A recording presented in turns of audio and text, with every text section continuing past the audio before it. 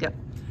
Hi you guys, I'm Justin, my lab partner is Emily, and what we're showing you today is our Boolean logic turned into an actual program. And the way that we did this is we had it drawn out so we could, well, I guess first what we did was we reduced the Boolean algebra. We had a little bit different of opinion on this for a while, but once we were able to get to the truth table over here, we were able to prove out that this is actually the correct function.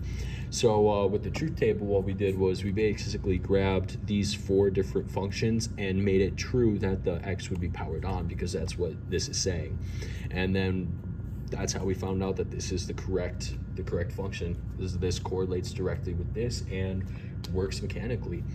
And then if we come over here, this is like our little diagram showing how the current flows throughout the circuit, which ones it's going to hit, which ones are normally closed and open. As you can see, A, B, C, D are all normally closed on one portion, and then A, C, and D are open on individual portions as well. And that's just because of the way that our Boolean equation is written out. But yeah, that's how we were able to get this thing actually hooked up.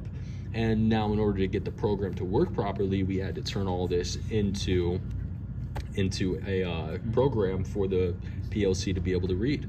And essentially what we did here was we grabbed this chunk, we made this based off of our little diagram right here. But anybody who knows anything about PLCs, you know it's not A, B, C, D, or at least most of the time it has numbers. So we went ahead and just converted this little section of programming into something that would be compatible with the PLC. And then after we did that, and after we got it all wired up, the PLC was ready to run.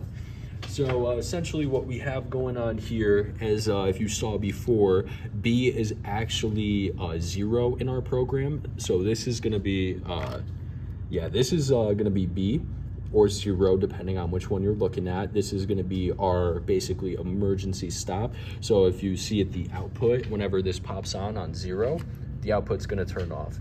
And it should work on every single function that gives output 200 power. And then this one right here is going to be, I believe that this one was A, correct? Yep. A. And then A, you could see it powers up 1 right there. And then this one over here was C. As you can see, it powers up 2. And when C turns on, that output is taken away. And then the last thing we did was we set up this little touch sensor, metallic sensor for the output of, what was that, 2? Or 3? Yep, 3, the black wire. And this thing, essentially, when this is triggered by a touch of like a screwdriver or metallic object, so it won't work with my finger, it will go ahead and light up. And since the proper functions aren't on with this being on, it's going to actually put output 200 off. So now the first function that we're going to show is going to be not A, not B, C, and D. So then we're going to go ahead and we're going to try to make sure that A and B are both off, which as we can tell, they are both off. So then all we have to do is power on C and D, and that will give power to our system. So I'm going to go ahead and hold down the button. You can, there it is. You can see that 2 is up and it is working and the output is gone. But then as soon as I put the screwdriver to D, it's going to go ahead and power up 2 and 3, or I guess the 3.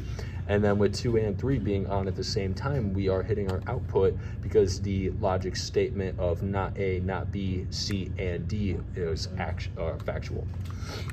And then we'll go ahead and prove out the next function, which is not B, not D, and A. So not B and not D, not too difficult with anything there. We just have to not touch it, essentially, which is actually another function, which is why you're seeing it on right now. And then we're gonna go ahead and put on A, which is right here. So when we turn this on, you'll see that it lights up as 1. The output is still on as it is supposed to be. Because the reason why you're seeing it on whether or not 1 is off is because our last function is not B, D, or C, which means that as long as those 3 are not being touched, then the output will be on, which is why we see the output on without any of the other LEDs being on. Okay. All right, and then we had a pretty fun bug that I myself accidentally made.